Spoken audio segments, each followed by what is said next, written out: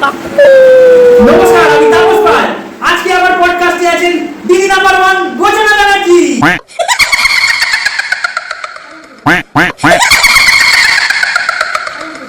তো আজকের মূল আলোচনায় আসছি।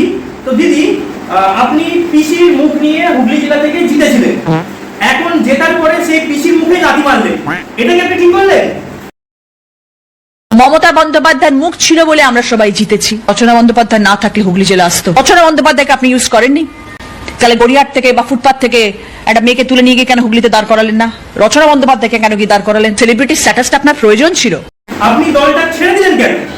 যে দলের মধ্যে এত দুর্নীতি, কয়লা চোর, মাটি চোর, ত্রাণ চোর, বালি চোর, মিড ডে মিলের চোর, কি না কি বেরোচ্ছে কলেজের ভেতর থেকে, কি নেই মুখ থেকে বার করতে পারবো না কথাগুলো।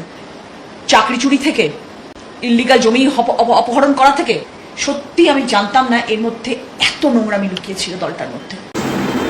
গোচনাজি, আপনি কি গরুর দুধ খাওয়া বাচ্চা যে আপনি কিছুই জানতেন না, নাকি গোমূত্র খাওয়ার পর আপনার শুভবুদ্ধি উদয় হয়েছে?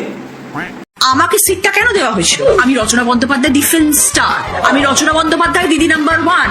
আমার ফেসটাকে কাজে লাগানোর জন্য হুগলি সিট আমাকে দেওয়া হয়েছিল, মানতে হবে এটা। গোচনাজি, সূর্যবংশম সিনেমায় অমিতাভ বচ্চন আপনাকে কিন্তু ঠিকই চিনেছিল।